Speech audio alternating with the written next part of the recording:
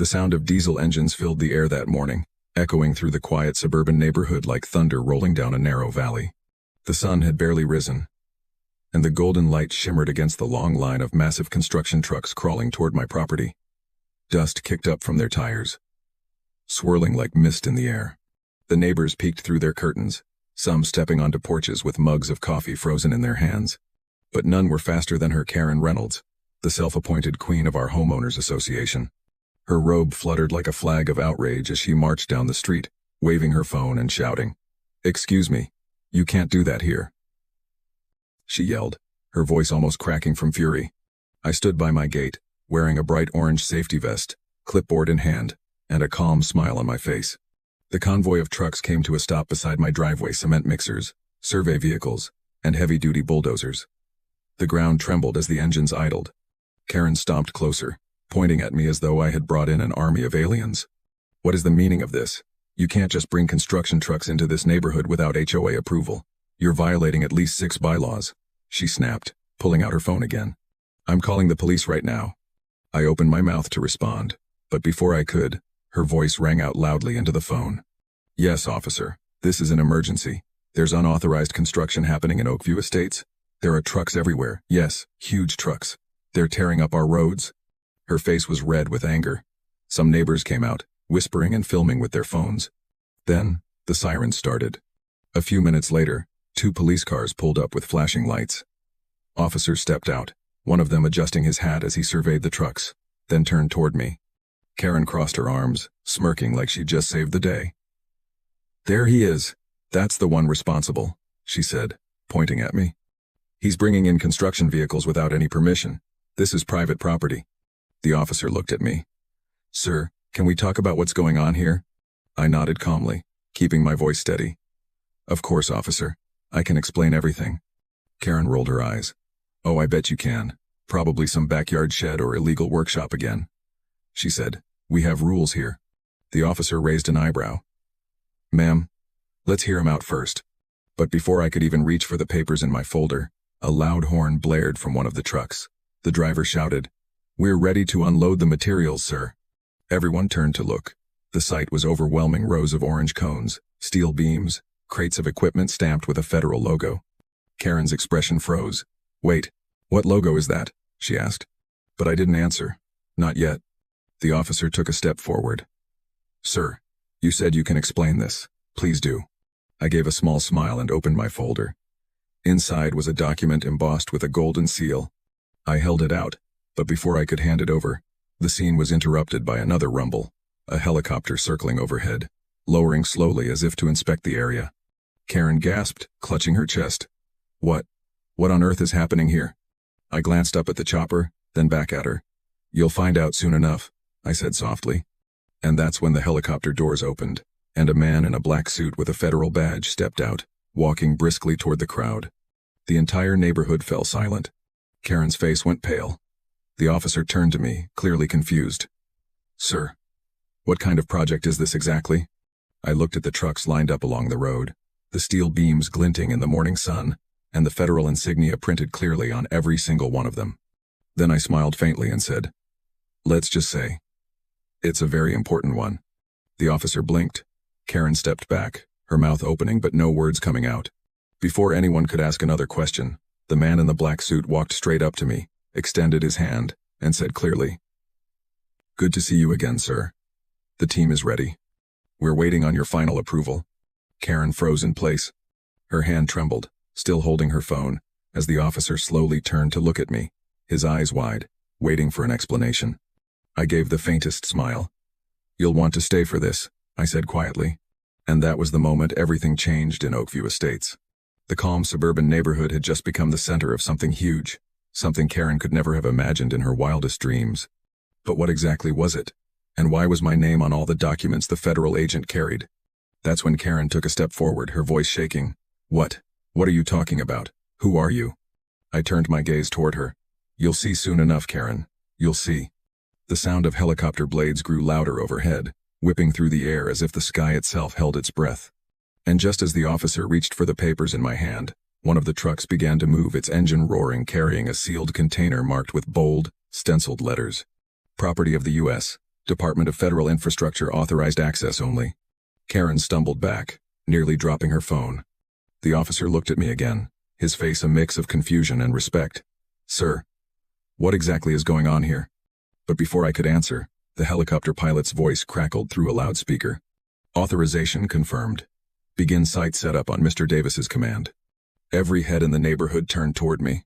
Karen's face twisted with disbelief. Mr. Davis's command? What? I looked down at my clipboard, then up at the trucks as they began to move again, lining up along the edge of my property.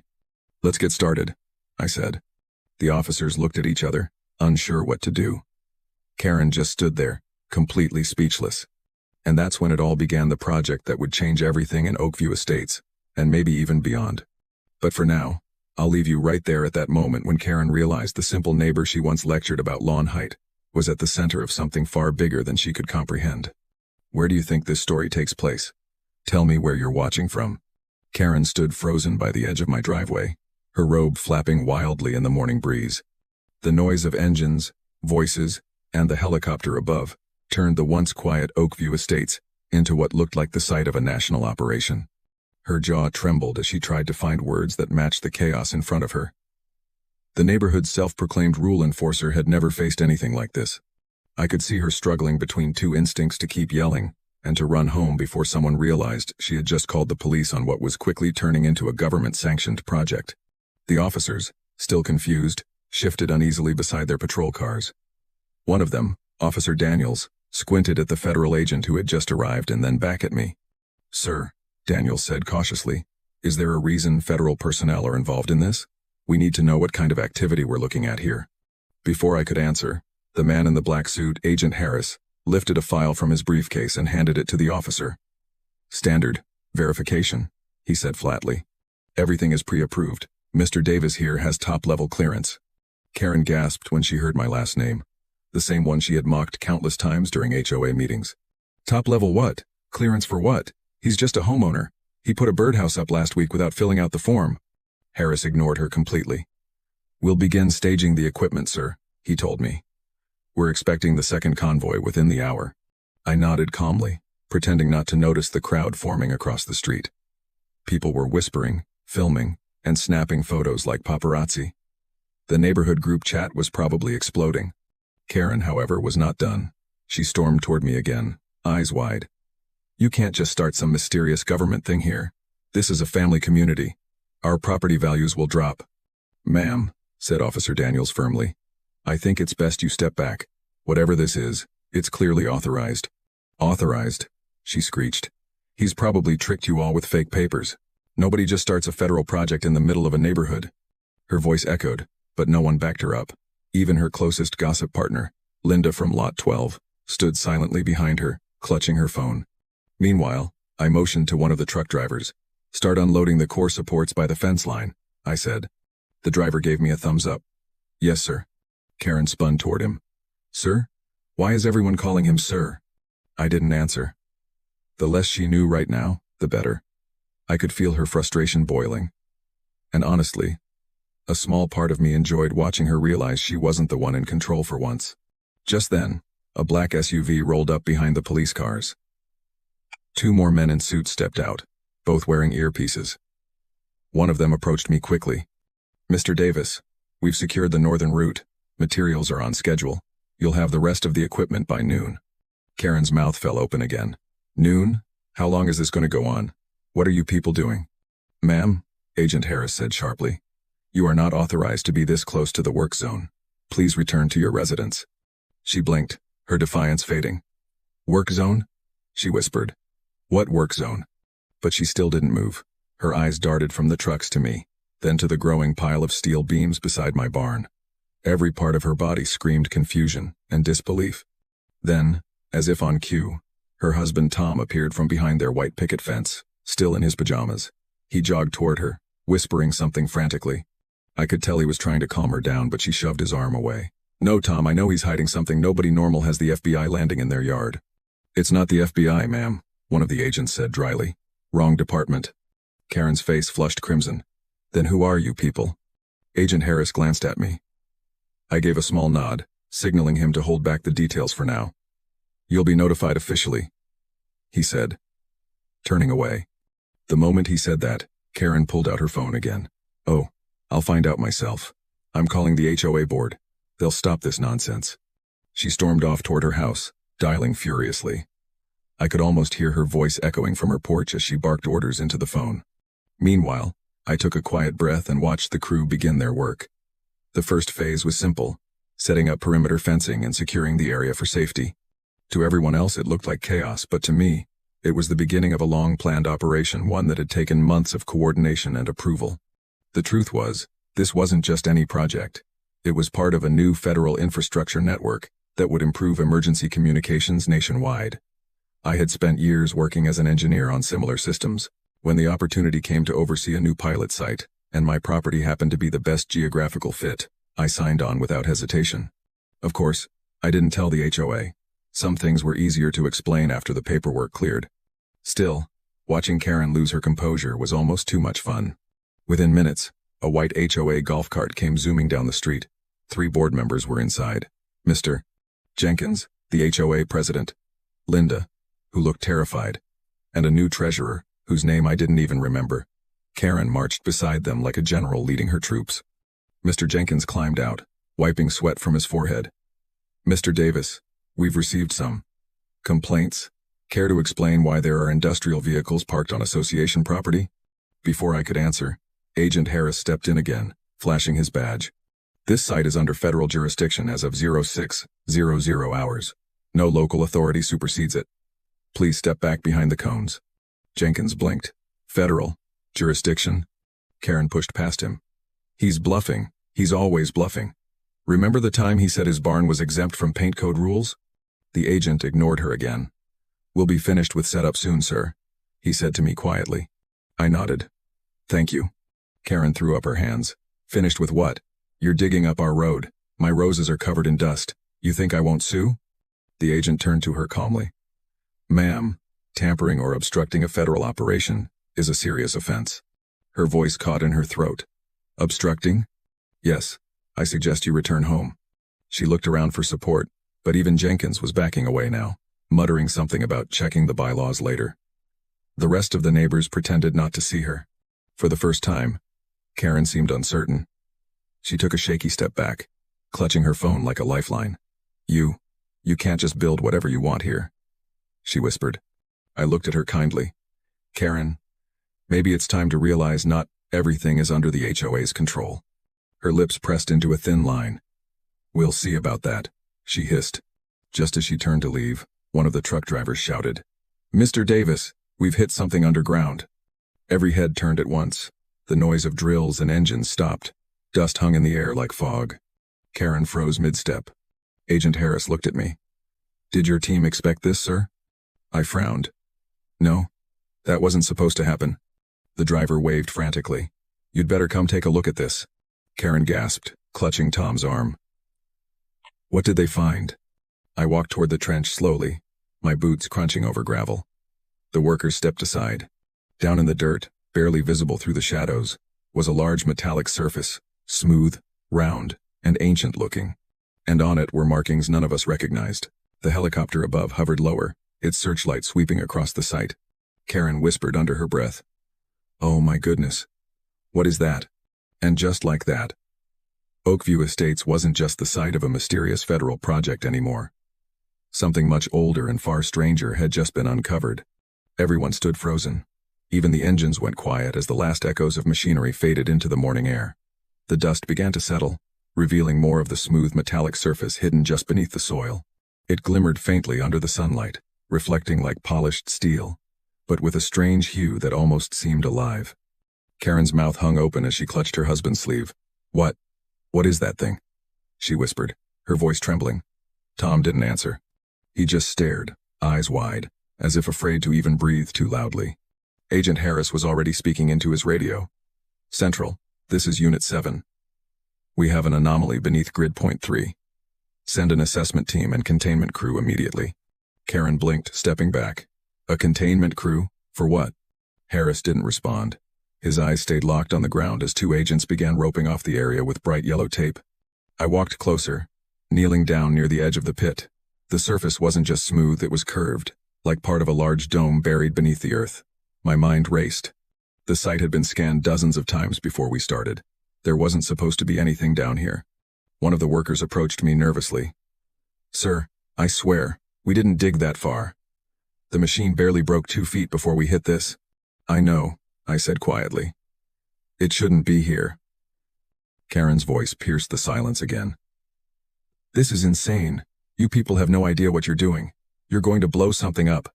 You can't just dig up government secrets in a residential area." Harris finally turned to her, his expression sharp.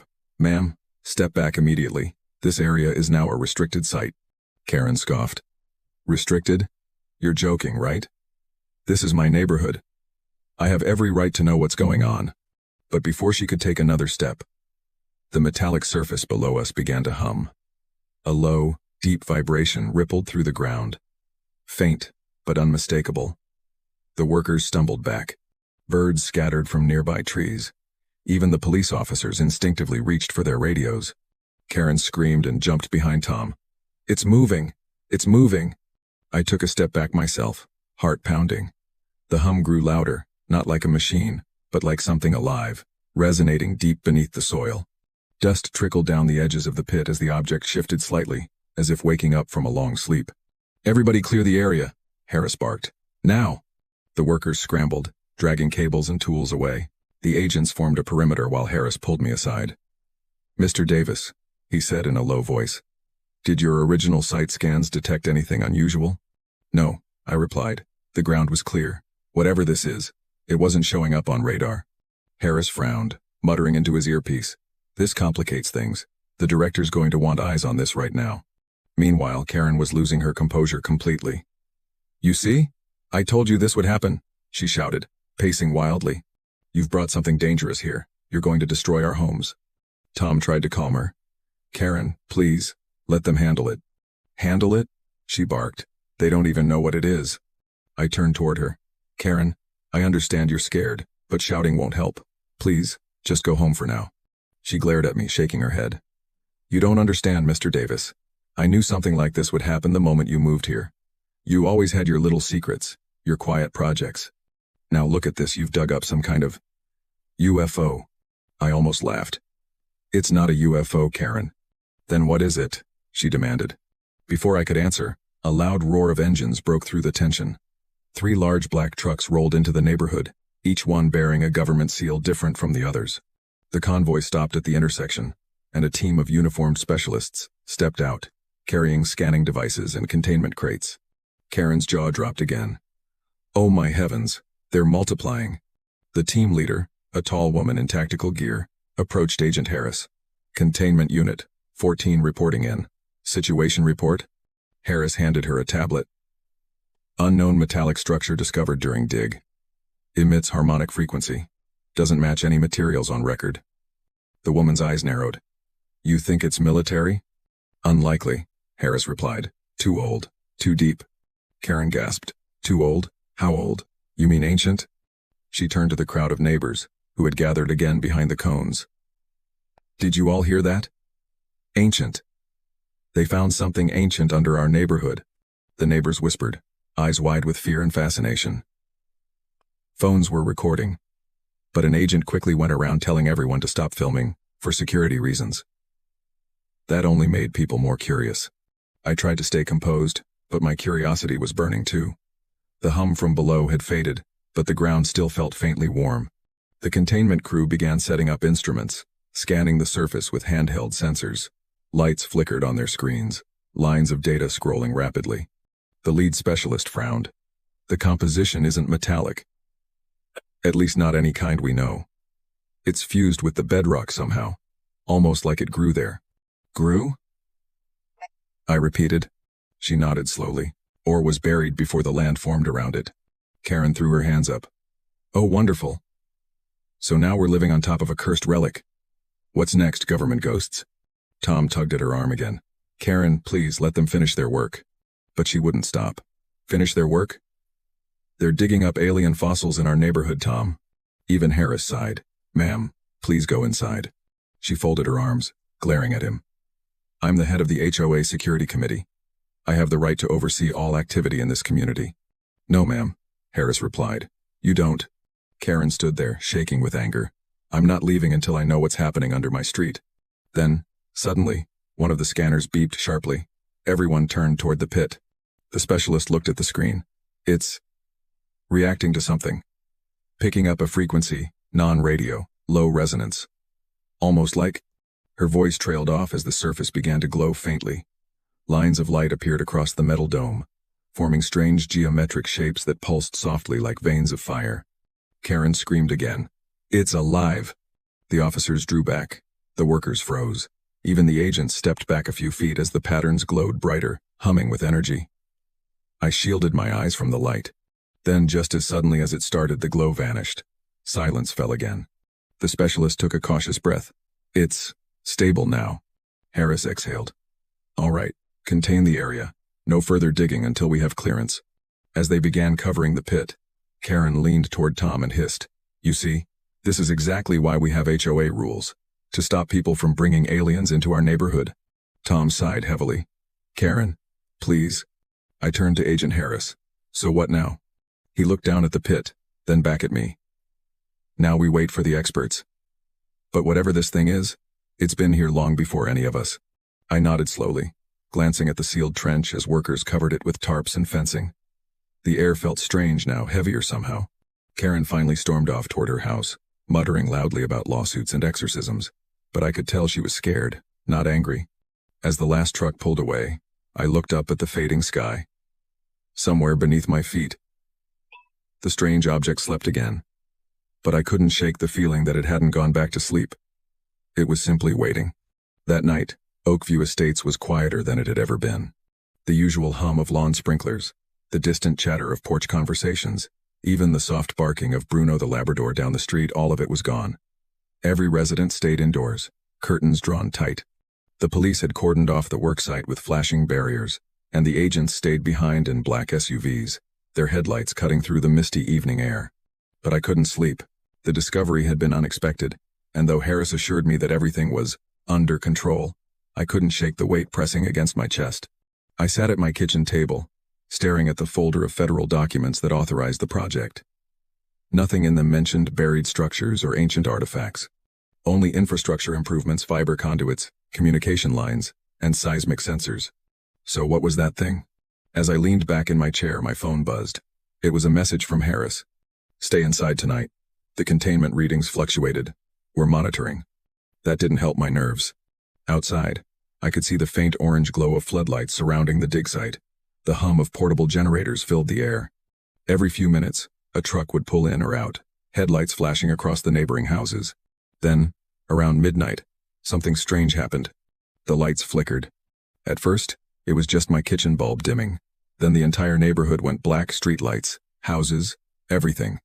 I stood up, looking out the window. The only lights left were the red emergency beacons near the pit, flashing slowly like heartbeat monitors in the dark.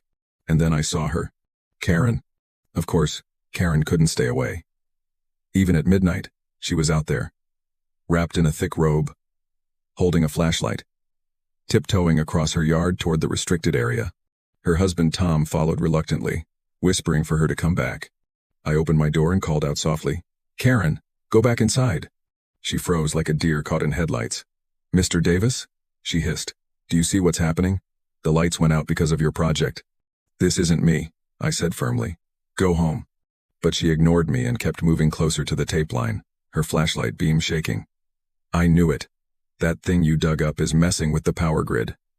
Before I could warn her again, one of the agents, Harris himself, came running toward her from the SUV. Ma'am, step away from the site, he shouted. Karen turned to argue, but then, the ground trembled. It wasn't a violent shake, but more like a deep vibration, steady and rhythmic, pulsing through the soles of our feet. Tom grabbed Karen's arm, but she yanked it free. You feel that? It's coming from underground. Harris pulled his radio. Base, we've got movement confirming seismic activity at Site 3. Through the fog, I could see the tarps that covered the pit start to ripple as though something beneath them was breathing. The air grew heavy, the kind of heaviness that presses against your skin like static electricity. Karen's flashlight flickered, then went out completely. She gasped. Tom. My light. Get back. Harris yelled again. But before anyone could move, the ground beneath the pit cracked open with a loud metallic groan. A blinding white light shot upward from the trench, slicing through the fog like lightning. Karen screamed. Tom shielded his eyes. The agents ran forward, shouting orders. Harris grabbed my arm and pulled me back behind his SUV. The light intensified, so bright it lit up the entire neighborhood like daylight. Then came the hum, the same deep sound from earlier that morning, only louder now. It wasn't just sound anymore. It vibrated through the air, through our bones. The entire street seemed to tremble with it. Inside the light, faint symbols appeared, geometric lines twisting and reforming in patterns I couldn't recognize. Karen fell to her knees, sobbing. "What did you bring here, Mr. Davis? What did you do?" I had no answer. My mouth was dry, my mind racing. Finally, just as suddenly as it began, the light snapped off. The hum faded. Silence swallowed the night again. For several seconds, nobody spoke. The only sound was the distant chirp of crickets returning to life. Harris stood, adjusting his jacket, his voice calm but grim. "Everyone, stay where you are. Nobody approaches the pit." The agents rushed forward, flashlights cutting through the fog as they inspected the site. The tarps had been shredded, revealing the smooth, curved surface below now faintly, glowing from within, like embers cooling after a fire. Karen was trembling, her hair messy, eyes wide with terror. "That thing's alive," she whispered. "You all saw it, it was alive." Harris turned to me. "Mr. Davis, we're sealing this site until further notice. Your project's suspended until we determine what this is." I nodded numbly. "Understood." Karen stumbled to her feet, pointing at me. "This is your fault. You brought this here. I'm calling the news. I'm calling the mayor. Tom grabbed her shoulders. "Karen, stop, please." "No," she shouted. "Everyone needs to know what he's done. He's endangered all of us."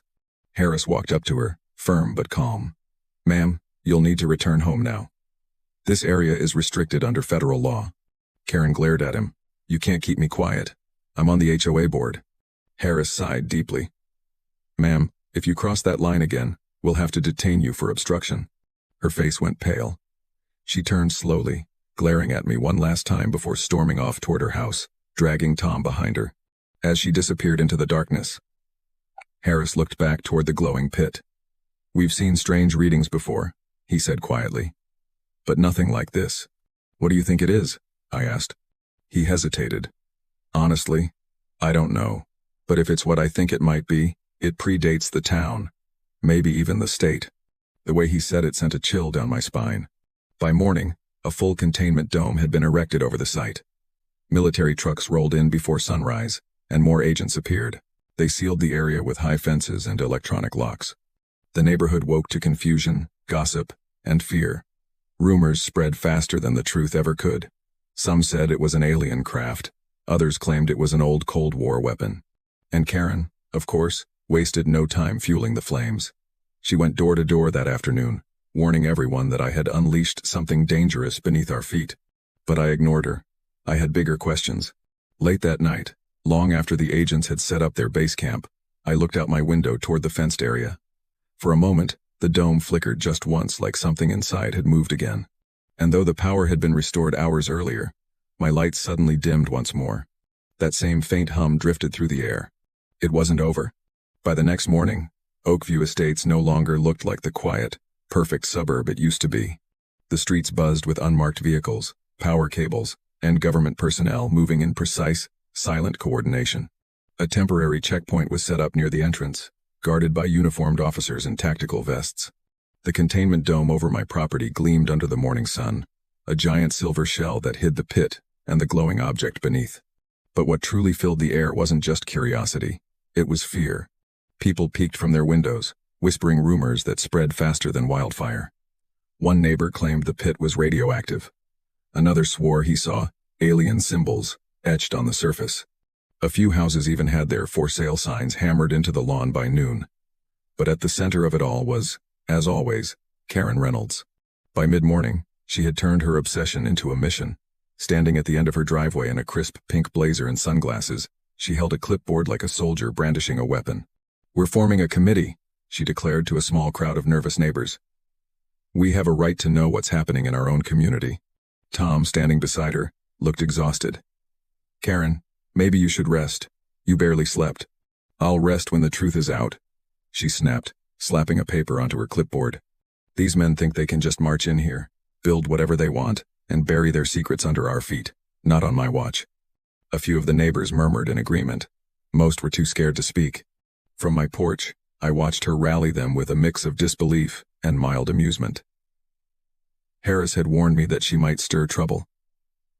By noon, Karen had marched right up to the security gate near my property, waving her clipboard. I demand an explanation, she barked at the guard. You can't keep us in the dark like this. This is an invasion of privacy. The guard, stoic behind his sunglasses, simply said, Ma'am, please return to your property. Karen gasped. Excuse me? Do you even know who I am? I do, ma'am, he replied flatly. And that's exactly why I'm telling you to go home. She huffed, turning on her heel, muttering about tyranny and cover-ups. Her voice carried down the street like an alarm bell. Meanwhile, I met with Agent Harris and 2 federal scientists inside my house. They had taken over my living room. Papers and laptops spread across the coffee table. The younger scientist, a woman named Dr. Elena Park, spoke softly but with focus. The energy readings are increasing, she said, pointing at her screen. It's reacting to the environment or perhaps to us. Harris folded his arms. Could it be dangerous? Elena hesitated. Not in the traditional sense. There's no radiation, no toxic output. But it's emitting a low-frequency field that disrupts electronics. That's why the power keeps flickering. And the patterns? I asked. The symbols that appeared? She zoomed in on a photo taken the night before the strange glowing lines across the metallic dome. We ran them through multiple databases. They don't match any known language. But, she paused, tapping her pen. Some of the geometric sequences resemble early astronomical maps like constellations, but shifted slightly. As if it's showing us a sky that no longer exists. I frowned. You mean from another time? Or another place? She replied. Before we could ask more, a loud knock echoed through the house. Harris opened the door to find none other than Karen, flanked by 3 nervous neighbors holding homemade protest signs. There you are, she said, glaring at me. Mr. Davis, I'm filing a formal complaint with the HOA. You've brought unauthorized activity into this neighborhood, and we're demanding answers. Harris sighed audibly. Ma'am, this is not the time. Oh, it's exactly the time, she interrupted. You people think you can just hide behind badges and secrecy, but this is our land. You're trespassing. Harris remained calm. The federal government obtained emergency authorization. You've been informed. Karen waved her hand dismissively. Authorization or not, I know when something isn't right. That thing you dug up, it's dangerous. I felt the ground shake last night. I saw the light with my own eyes. Elena exchanged a glance with Harris, then looked at Karen gently. Ma'am, we understand your concern, but I assure you, we're doing everything to keep you and your neighbors safe. Karen tilted her head. Safe? You call this safe? My roses wilted this morning, my Wi-Fi went down, and my clock stopped at exactly 12:17 a.m. Don't tell me that's coincidence. Tom groaned. Karen, please, not the roses. But Karen wasn't finished. If you people won't tell us the truth, we'll find it ourselves. I'm calling a local journalist. People have a right to know when government experiments are happening in their backyard. At that, Harris's patience snapped. He stepped forward, lowering his voice to a tone so calm it carried more weight than shouting ever could. Ma'am, what you do next could have legal consequences. You are interfering with a federal investigation. If any classified material leaks, you could be held responsible. Karen froze for a moment, her bravado cracking. Are you threatening me? No, Harris said coolly. I'm warning you. For a second she looked unsure, then her lips curled into a bitter smile. We'll see about that. She turned and stormed out, her little group trailing behind. When the door shut, Harris rubbed his temples. She's going to be a problem. Elena looked uneasy. If she gets media involved, it could spiral out of control. I leaned back in my chair, sighing. That's Karen. She doesn't stop until she gets the reaction she wants. But none of us expected how far she'd go next. That night, just after sunset, the containment perimeter lights flickered again. I looked outside and noticed movement near the dome, a small figure crouching behind the fence. My stomach dropped. I grabbed my flashlight and hurried outside, calling quietly, who's there? No answer, only the faint rustle of bushes. Then I caught a glimpse of her Karen, again, holding a phone in one hand and something metallic in the other. "Karen," I hissed. "What are you doing?" She looked up, startled. "I'm getting evidence. People need to see this." "Get away from there," I said firmly. "You could get hurt." "I'm not afraid of your little science project," she snapped. "I know what you're hiding." Before I could reach her, she slipped through a gap in the fence and disappeared behind the dome. I ran toward the checkpoint, yelling for the guards. "She's inside the perimeter." The guards sprang into action, shouting into radios. Alarms began to sound. Then, suddenly, the dome glowed again, softly at first, then brighter and brighter. Harris appeared from his vehicle, his voice booming over the noise. "Everyone stand back." The hum returned deeper, stronger, vibrating through the air, and then, from the other side of the dome, a scream tore through the night. Karen's voice. High, terrified, echoing across the neighborhood. I froze where I stood, my heart pounding. The light inside the dome flared brighter, outlining her silhouette. For a split second, her arm raised, her face in horror before she vanished from view. And then the light went out. Completely. The dome went silent. The night swallowed everything. Harris whispered, "Oh no." Because whatever had been sleeping beneath Oakview Estates had just awakened. The entire neighborhood was wide awake within minutes. Curtains flew open, doors creaked, and lights flickered back on as Oakview Estates came alive with panic. Dogs barked, children cried, and the faint smell of ozone hung in the air from whatever had just happened inside the containment dome. Karen's scream had echoed so sharply it seemed to slice through the still night. But now, there was only silence. A heavy, unnatural silence that pressed against every wall and window. I stood near the gate, chest heaving, flashlight trembling slightly in my hand. Harris barked orders into his radio, his usually calm tone breaking. "Containment breach, repeat. Civilian inside the perimeter. We've lost visual contact." Agents sprinted across the street, flashlights cutting through the fog as they surrounded the dome. Tom, barefoot and pale, stumbled down his driveway toward me. "Where's Karen?" he shouted, voice cracking. You saw her go in, didn't you?" "Where is she?" I opened my mouth but couldn't speak. All I could do was look at the faint scorch mark on the ground near the fence line like something had been burned into the dirt. The hum from the dome was gone, replaced by the faint sound of dripping water. A strange metallic scent filled the air, sharp and clean, like fresh rain on iron. One of the agents yelled, "We've got movement inside." Every flashlight turned toward the dome. A few seconds later, the silver surface rippled, just barely. Then silence again. Harris cursed under his breath. "Shut down the generators. We need to isolate the field." "Field?" I asked quietly. "You think she—" He cut me off, his jaw tight. "We don't know what happened. But until we do, nobody gets within 20 feet of that structure." Tom ran forward, shouting, "Karen, can you hear me? Answer me, please." Two agents restrained him gently but firmly, pulling him back. "Sir, you need to stay clear," one said. He struggled, his voice breaking. "That's my wife. You can't just leave her in there." Harris turned toward him, voice low but firm. "Mr. Reynolds, we're doing everything we can. But right now, we have to keep everyone safe. Whatever's in there, it's unpredictable." The word hung in the air like a curse. Unpredictable. The team worked through the night. Drones hovered over the site, scanners hummed, and readings flickered on their screens. But none of them showed any sign of human life inside the dome. Around 3 a.m., the hum started again, faint this time, almost like a heartbeat under the earth. The floodlights flickered as the dome's surface glowed once more, soft pulses, rhythmic, alive. Elena, the scientist, stared at her monitor in disbelief. "That pattern? It's the same as before. But now there's an additional signal overlaying it." "What kind of signal?" I asked. She hesitated. "It's binary." Harris frowned. "You mean data?" She nodded slowly. "Yes, it's transmitting something, but the frequency isn't consistent with anything on record. It's almost like it's trying to communicate." A cold shiver crawled up my spine. "Communicate? With who?" Elena didn't answer. Her fingers flew across the keyboard, decoding lines of numbers as the dome pulsed faintly in time with the signals. "It's using the energy grid as a medium. It's talking through our power lines." Harris turned to me. "Mr. Davis, is your home still connected to the original transformer box on this block?" "Yes," I said, confused. "Why?"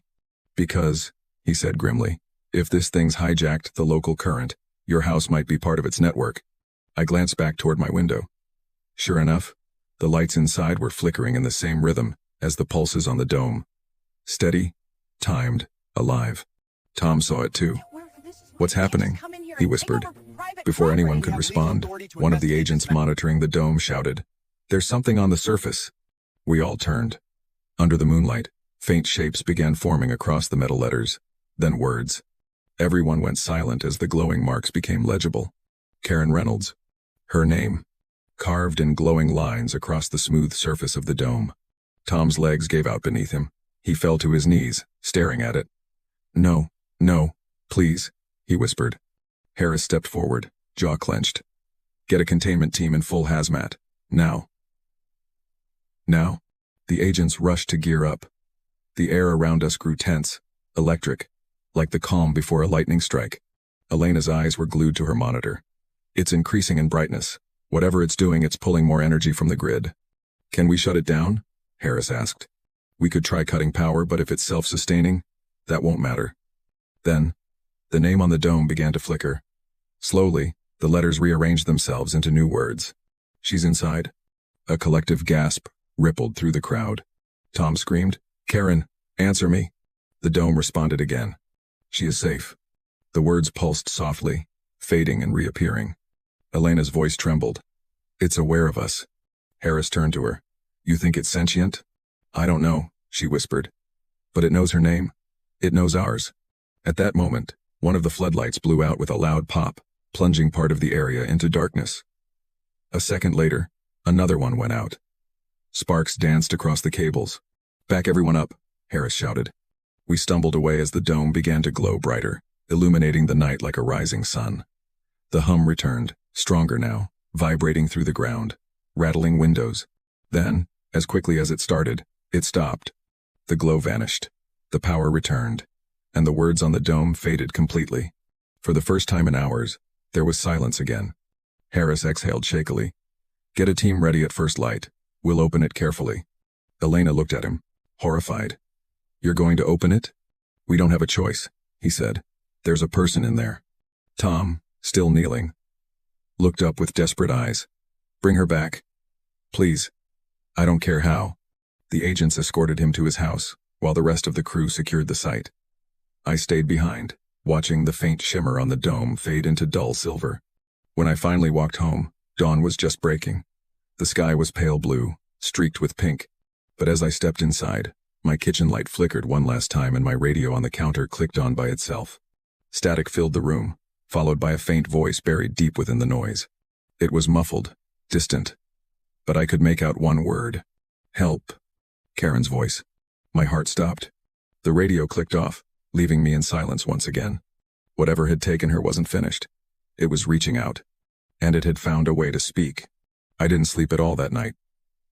The sound of Karen's faint, trembling, "Help," kept replaying in my mind like a broken record. It wasn't a hallucination. I knew her voice sharp, impatient, and always brimming with authority. But the voice I heard through the radio wasn't angry or bossy. It was frightened, pleading, and echoing with something else. Something mechanical, as if filtered through static and distance. By morning, the sky was an overcast gray. A cold wind carried the smell of rain and diesel across the neighborhood. Federal trucks were already parked outside when I stepped onto my porch. Harris stood by the dome, arms crossed, staring at it with tired eyes. He looked like he hadn't slept either. When he noticed me, he walked over. "Mr. Davis," he said quietly, "you should stay indoors today. We're beginning phase 2. "Phase 2? I asked. "You're opening it?" He nodded grimly. "We have to." The readings changed again around 3 The structure is sending low-frequency pulses. Dr. Park believes it's trying to interact with us. I swallowed hard. It already has. Last night, my radio turned on by itself. His eyes narrowed. And I heard her voice. I said softly. "Karen's," she said. "Help." Harris didn't even blink. "You're not the first one." That made me pause. "What do you mean?" He motioned for me to follow him toward the mobile command unit parked near the curb. Inside, the trailer was filled with humming computers and glowing monitors. Agents in headsets murmured into radios. On one of the screens there were multiple audio waveforms labeled Signal A Human Phonetics, Unverified. Dr. Elena Park sat in front of them, her eyes glued to a spectrogram. We've recorded several transmissions, she explained. They all follow the same pattern. It starts as static, then a voice breaks through. It's inconsistent, but one of the recordings matches Mrs. Reynolds' speech profile. Tom was there too. He looked completely drained, pale, shaking, clutching a crumpled photo of Karen in his hand. "You mean she's alive?" he said weakly. Elena looked up. "We don't know that. The signal could be a mimic, an imitation based on auditory data. We're still analyzing it." Tom shook his head. "No, it's her. She's calling for me. She needs help." I could see the hope flicker in his eyes, fragile but burning. I wanted to believe it too. Suddenly, a sharp beeping sound filled the room. One of the technicians turned. "Sir, the energy field around the dome is intensifying again. Spikes every 15 seconds. Harris leaned over the console. "Levels?" "Climbing past the safe threshold." Elena grabbed her laptop. "It's reacting to something. Maybe the storm coming in." Outside, thunder rolled low in the distance. The wind picked up, rattling the sides of the trailer. Harris straightened. "We move now.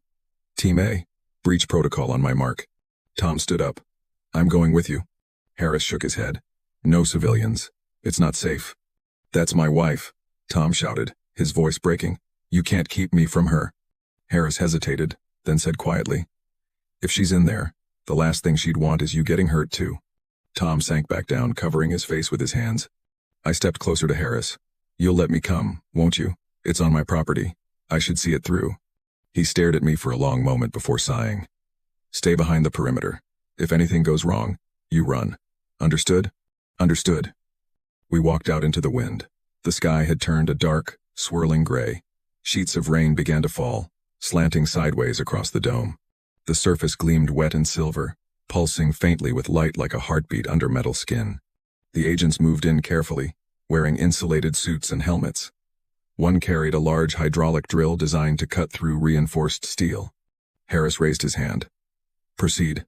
The drill bit touched the dome. The moment it made contact, a blinding spark erupted, throwing the operator backward. The ground shook violently, knocking several people off their feet. "Power surge," someone yelled. I shielded my face as the dome began to glow again, brighter than ever. Through the roar of the wind, a sound emerged, a low, resonating hum that rose and fell like chanting. Then, faintly, I heard it again. "Help, me." It was Karen's voice, clear this time, coming from everywhere. Through the air, through the metal, through the wind itself. Tom burst out of the trailer, running toward the fence. "Karen, I'm here." "Stop him," Harris yelled. But Tom didn't stop. He climbed the fence, slipped through, and ran straight toward the dome. The agents chased after him, shouting. "Tom," I yelled. "Get back." He ignored me. "I can hear you, Karen. I'm coming." The rain poured harder now, streaking across the silver surface as he reached it. He pressed his palms flat against the dome, his voice trembling. "Please, talk to me." And then the dome responded. The light flared again pure white and the hum turned into a deep, vibrating roar. Everyone fell back as the glow engulfed Tom. I couldn't see him anymore. It was just light and noise, shaking the entire neighborhood. "Shut it down," Harris shouted. "We can't," Elena cried. "It's self-generating." The sound built to an unbearable pitch, and then, with a deafening crack, it stopped. The light vanished. The rain slowed. The dome was silent again. I blinked through the haze, trying to see. Where Tom had been standing, there was nothing. No trace. Just the same smooth metallic surface, unchanged, untouched. Harris lowered his radio slowly. "Everyone fall back," he said hoarsely. "We're done here for now." Elena's voice shook. "Sir, you don't understand. It's not over." She pointed toward the dome. New symbols were glowing faintly across it, dripping down like liquid gold. 2 names this time. Karen Reynolds, Thomas Reynolds. The agents went dead silent. Nobody moved. Harris whispered, "Oh God." Elena swallowed hard. "It's absorbing them." Lightning flashed across the sky. I felt cold to my bones as I stared at the dome at the glowing names that pulsed like a heartbeat. The storm clouds reflected the light, painting the neighborhood in a haunting silver glow. The once beautiful Oakview estates now looked like something out of a nightmare. And as the thunder rolled again, I heard a faint sound beneath it. 2 voices, this time. "Help." I backed away slowly, my heart racing. As the words echoed again, clearer now, whispering through the rain. They weren't calling from underground. They were calling from inside the metal. The dome had taken them. And whatever it wasn't done taking. The next morning, Oakview Estates felt like a ghost town. Cars sat abandoned in driveways. Curtains stayed drawn. The only sounds were the faint hum of government generators and the low, unsettling vibration that never truly stopped. It was as if the air itself was trembling, a pulse that carried through the walls, through the glass, through us. The dome hadn't gone dormant this time. It was awake. From my porch, I could see faint waves of heat rising off its surface, even though the morning air was cold. A light mist hovered around it like a living thing, swirling gently as if breathing. The names Karen Reynolds and Thomas Reynolds still glowed faintly across the metal, fading in and out in rhythmic pulses. Dr. Park and her team hadn't left the site all night. They were exhausted, but their faces carried a strange mix of fear and fascination. When Harris spotted me walking toward the command trailer, he didn't stop me this time. He just sighed and said quietly, "You might as well see it." Inside the trailer, the air was heavy with static electricity. Every screen flickered with symbols, signals, and patterns, too complex for my eyes to follow. Elena pointed at one of the monitors. The dome's energy field expanded during the storm. It's not just affecting your property anymore. The readings show a steady growth radius about 3 feet per hour. I frowned. 3 feet? You mean it's spreading? Yes, she said grimly. The soil beneath the surface is changing. Whatever this material is, it's replicating itself. Harris rubbed his temples. We've already contacted Washington. They're sending a containment division. But at this rate, it'll reach the street by tomorrow. A chill crept down my spine. What happens if it reaches the houses? Elena didn't look up. We don't know. That answer hung in the air like a curse. Outside, I saw several agents marking new boundary lines with orange paint and planting tall steel stakes around the area. One of the younger officers, nervous, sweating despite the cold, muttered, "Feels like it's alive." By midday, the first wave of specialists arrived. Hazmat teams, scientists, military observers, and a few men who didn't wear any identifying insignia at all. Their trucks bore no logos. Their faces were hidden behind mirrored visors. They moved with precision, saying nothing to the residents who peeked from behind blinds. Karen would have had a field day trying to question them. But she wasn't here anymore. And neither was Tom. For the first time since I'd moved into Oakview Estates, the neighborhood was silent, not peaceful, but scared. Every person who had once laughed at Karen's overzealous behavior now spoke her name in whispers, like she was some kind of urban legend. "Did you hear what happened?" one neighbor whispered to another near the mailboxes. "They said she got vaporized." "No, my cousin, in the sheriff's office, said they took her. Said the government's hiding her somewhere. Maybe she's still alive in there." I kept walking. Their words echoed behind me, but I didn't correct them. I didn't know the truth myself. By afternoon, the dome started changing again. The silvery surface began to ripple like liquid metal under sunlight. It wasn't solid anymore. It was melting or evolving. The mist around it thickened, swirling faster. Dr. Park called out orders to her team. "Monitor the energy flux. Don't get closer than 15 meters. Through the distortion, I thought I saw shapes inside. Faint shadows moving, one tall, one smaller. They weren't clear enough to identify, but I knew what I was seeing. Karen and Tom. I whispered their names under my breath, but the sound of machinery drowned me out. Suddenly, all the equipment went haywire. Computers screeched with static. Drones fell from the sky. The hum grew louder, vibrating through our bones until we couldn't think. Then, just as suddenly, everything stopped. The dome went still again, its surface settling into calm, mirror-like silence. For a moment, everyone stood frozen, waiting for something else to happen. Then someone screamed. One of the workers was backing away, pointing at his hand. His glove was gone, dissolved. His skin glowed faintly, covered in a fine dust of metallic shimmer. "It touched me," he gasped. "The mist, it touched me." He was rushed into a decontamination unit. Elena ordered everyone to fall back immediately. "Nobody approaches the perimeter. I repeat, nobody." Harris pulled me aside, his voice low and urgent. "We need to evacuate the nearby houses. That includes yours." "Evacuate?" I asked. "To where?" "Farther than 3 miles out," he said. "Until we understand what we're dealing with, we can't risk civilian exposure." As I glanced at the dome one last time, a cold realization hit me. It wasn't expanding randomly. It was spreading toward the houses, specifically toward mine. That night, They moved me to a temporary base outside the neighborhood. I sat inside a sterile white tent with a single cot and a buzzing overhead light, watching the rain tap gently against the plastic walls. I couldn't stop thinking about Karen's voice in the radio, about the way the dome had responded with words. She is safe. She is inside. Was it protecting her or imprisoning her? Just past midnight, Harris came in. His face was pale, his tone tight. "Mr. Davis, you should see this."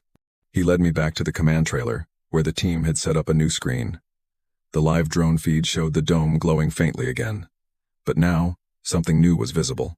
Lines of text were forming across its surface, scrolling continuously, bright and pulsing. The words were in English this time. "Do not destroy. We are not enemies. We are returning what was taken." The room fell silent. Elena whispered, "It's speaking to us." Harris leaned closer.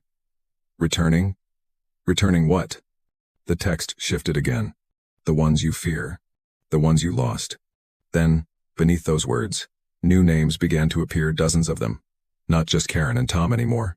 Old names, faded ones, names of people long dead. One of the agents gasped. "That's my grandfather's name. He disappeared in '62 during a mining collapse." Another name appeared, then another. And then, in the middle of the glowing list, a new line formed. "Edward Davis." My heart stopped. That was my father. He had vanished when I was 10, never found. I stumbled backward, whispering, "No, no, that's not possible." Elena looked at me, eyes wide. "Mr. Davis, do you understand what this means?"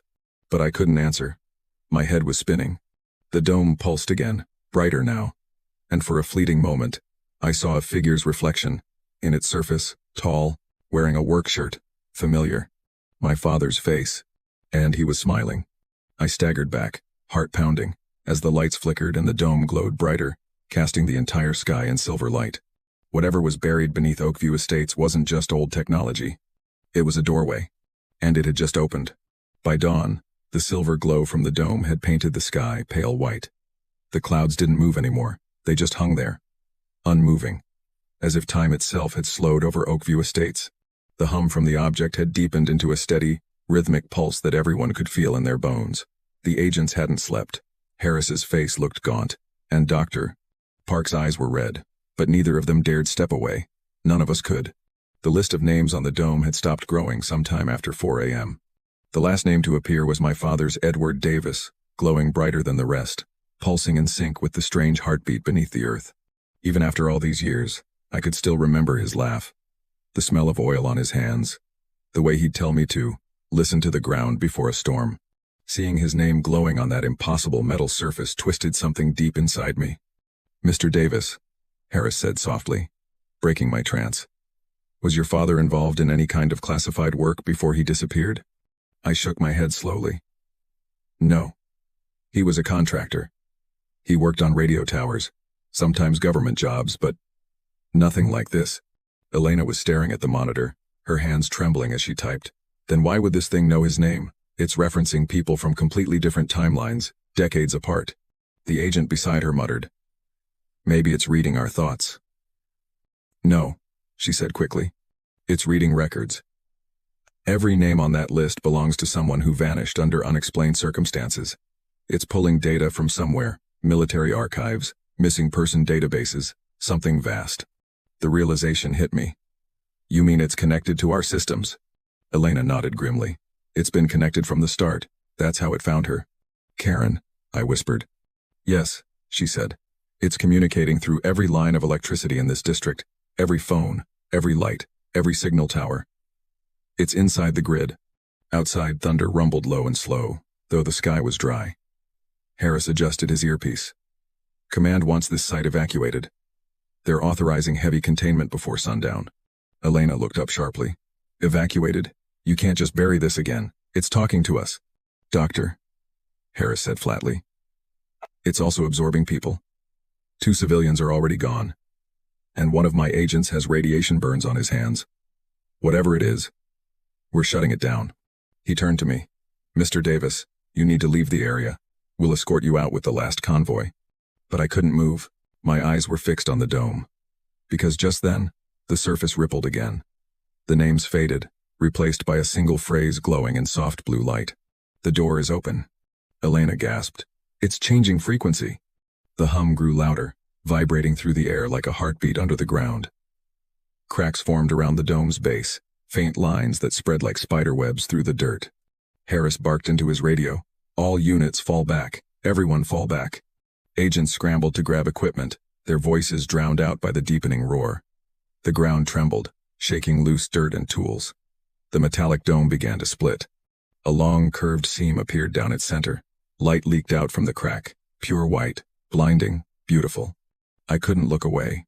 It's opening, Elena whispered. It's really opening.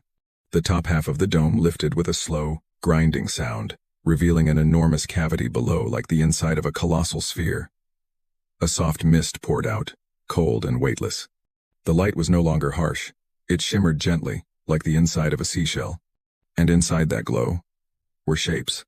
At first they looked like shadows. Then, slowly, they began to move. One stepped forward, taking form through the mist. A tall man, broad-shouldered, wearing a faded work shirt. My throat went dry. It was my father. His face was exactly as I remembered, older now, but unmistakable. He looked solid. Real. His eyes met mine, and he smiled faintly. "Dad?" I whispered. Elena's voice trembled. "Oh my God." Another figure appeared beside him, smaller, thinner. Karen.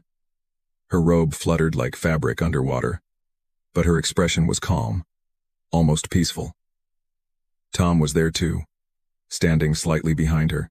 The agents raised their weapons instinctively. "Hold your fire," Harris shouted. The figures stepped forward until they stood at the edge of the light. Their feet didn't touch the ground. They hovered just above it, faintly glowing, like projections made of living energy. Karen looked right at me. Her voice echoed softly through the air, clear and hollow. "It's not what you think, Mr. Davis." My heart pounded. "What happened to you?" She tilted her head, her eyes shimmering like glass. "It showed us everything, the beginning and the end. We're safe here." Tom spoke next, his voice low. "It's not dangerous. It's a bridge." Elena took a shaky step forward. "A bridge to where?" Karen smiled faintly. "Home." The light behind them rippled, revealing glimpses of a vast alien landscape, silver towers, swirling skies, and rivers of light. It was like looking into another world, both beautiful and terrifying. Elena whispered, "Dimensional fold. My God, it's a gateway." Then my father raised his hand, palm open toward me. "It's not too late, son. You can come." I shook my head, tears stinging my eyes. "You disappeared. You left us." "I didn't leave," he said softly. "I was taken. And now I understand why." The agents behind me were yelling, setting up containment barriers, but the words barely registered. I could only hear his voice, steady and calm. "This place," he said, "it's alive. It's been waiting for someone to finish what we started." The hum deepened again. The air shimmered, bending light. Elena stumbled back, covering her ears. "The frequency's peaking. It's destabilizing." Harris shouted, "Everyone out. That's an order." But I couldn't move. My father was still there, holding out his hand. Behind him, Karen and Tom smiled, their faces glowing faintly. "Step through," Karen said softly. "It's beautiful here." The mist thickened, curling around the edges of the gateway like fingers. Then, suddenly, the glow began to flicker. Alarms blared inside the command trailer. Elena screamed, "It's collapsing. The field's destabilizing." Harris grabbed my arm, yanking me backward. "We're leaving." I stumbled as the light from the dome exploded outward, blinding, roaring, ripping through the air like a hurricane.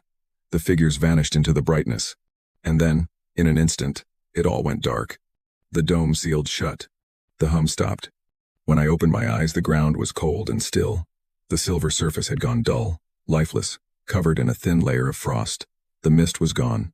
No Karen, no Tom, no Dad. Just silence. Elena was sobbing quietly beside the console, staring at dead monitors. Harris stood frozen, gripping his radio, whispering, "Command, we've lost the gate." "Repeat." "The gate has collapsed." But I wasn't listening. My eyes were fixed on the ground where my father had stood. There, half buried in the dirt, was his old metal keychain, rusted, worn, engraved with a single word, "Home." I picked it up with trembling hands. The dome was quiet again. But as I turned to leave, I heard it faint and distant, almost hidden beneath the wind. A whisper. Not gone, just waiting. 3 days had passed since the dome sealed itself again, but the air in Oakview Estates hadn't changed. It still vibrated faintly, like the hum of distant machinery buried deep beneath the soil.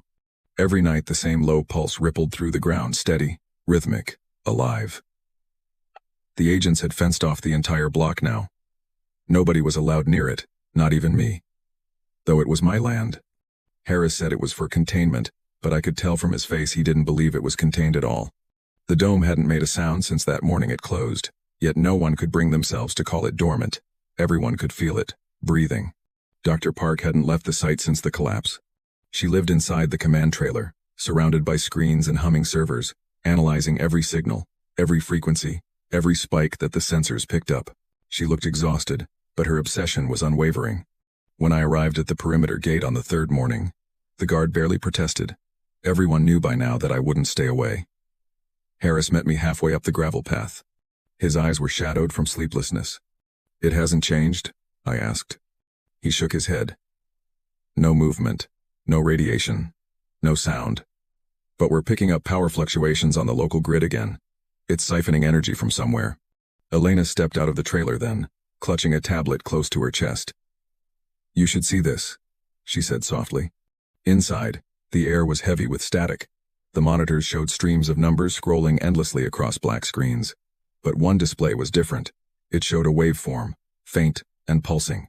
It started last night, she said, pointing to the screen. A low-frequency signal embedded inside the dome's energy field, almost imperceptible like a heartbeat. Harris leaned closer. You sure it's not background noise? She shook her head. No, it's structured, repeating at regular intervals. I stared at the waveform, heart racing. What does it mean? She hesitated before pressing a button. The speakers crackled to life, filling the trailer with static. Then, beneath the distortion, came a whisper. Can you hear me? The voice was faint, mechanical, but undeniably human. Karen. Harris stiffened. That recording, when was this made? Elena swallowed. It's live. The room went silent. The voice came again, clearer this time. Mr. Davis, please, help us. My knees nearly gave out. Karen, is that really you? Don't let them shut it down, the voice said. It's not finished. Who isn't finished?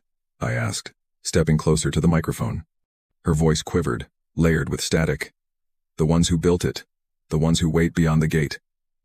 They're still coming. Harris snatched the mic from me. Mrs. Reynolds, this is Agent Harris with the Federal Infrastructure Division. Where are you speaking from? Are you inside the structure? There was a long pause.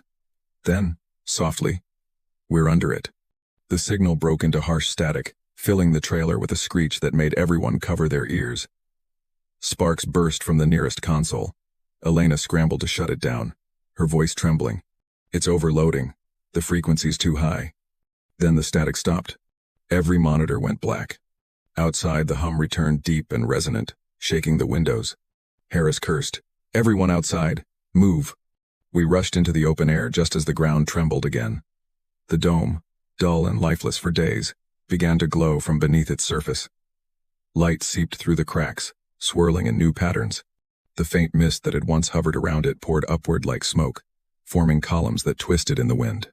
Elena's voice broke the silence. It's not just reopening, it's replicating. And she was right. The ground around the dome shimmered, and smaller metallic shapes began to push through the soil, fragments of silver, round and reflective, identical in texture to the main structure. They pulsed in unison, their rhythm matching the deep hum. The agents scrambled to set up containment barriers. But the mist was already spreading. It slithered through the air like liquid fog, curling around boots and tires, climbing fences as if it had a will of its own. One of the younger officers panicked and fired his rifle into the mist. The bullets disappeared midair, swallowed whole. Harris barked, "Ceasefire, ceasefire." But it was too late. The dome reacted instantly. The hum turned into a roar, and a wave of light burst outward, knocking everyone to the ground. When I lifted my head, I saw it floating symbols above the dome, forming into sentences made of pure light. The gate is not closed. The earth is a fracture. We are returning. Elena staggered to her feet. It's transmitting again, worldwide frequencies this time. Every channel, Every signal. It's broadcasting. From the distance, I could hear sirens. The sky grew darker. Not from clouds, but from something else, thin, luminous shapes drifting above the horizon. They weren't planes. They weren't birds. They moved like ribbons of light, bending and twisting, forming patterns that matched the symbols above the dome. Harris grabbed my arm, yelling over the noise. "You need to get out of here. Now." But I couldn't move. My eyes were locked on the dome. The mist was coalescing again, this time forming figures. Karen's outline appeared first, flickering like a reflection on water. Then Tom, then others, dozens of them. Their faces glowed faintly, serene, and distant. They all spoke at once, their voices layered and harmonic. "Do not fear. The gate is open for all." The air vibrated, and suddenly, every phone and radio in the neighborhood switched on simultaneously, broadcasting the same synchronized whisper. "We remember you. We built this with you. Welcome home." Elena stumbled backward, shaking her head. "This isn't communication, it's assimilation," Harris shouted into his radio, but his voice was lost in the rising noise. Then Karen's voice came again, louder now, echoing through the mist. "Mr. Davis, come with us. Your father is waiting." The moment she said it, the dome's surface rippled open. A corridor of light extended outward, reaching across the ground like a bridge. I could see inside the same shimmering landscape from before, a horizon that bent upward, glowing rivers, towers made of glass and metal that stretched into silver clouds. And standing there, at the edge of that impossible world, was my father. He smiled. "It's time, son." I took a step forward without realizing it. The warmth coming from the light was gentle, almost human. The hum wasn't frightening anymore, it felt like a heartbeat, welcoming, familiar. "Don't," Elena whispered beside me. "Once you go in, you won't come back." But as she spoke, I noticed something else. The cracks in the ground weren't spreading outward anymore. They were pulling inward, like everything around us was being drawn toward the light. The agents were shouting, but their voices grew distant. The world tilted slightly, and the sky shimmered. My father extended his hand again. Karen smiled behind him, her eyes glowing faintly. For a moment, I wanted to step forward, to leave the noise and fear behind. But then I remembered her first scream, the one that had started all this.